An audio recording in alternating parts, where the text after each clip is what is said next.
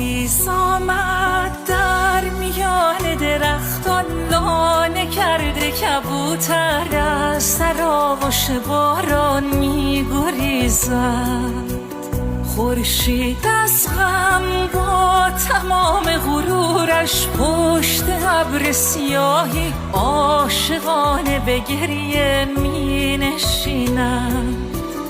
من با قلبی به سپیدی صبح با امید بهاران می روم به گلستان، همچو عطر عقاقی لابلای درختان می نشینم. شعر هستی بر لبانم جاری، پرتوانم آری، می روم در کوه و دشت و صحرا.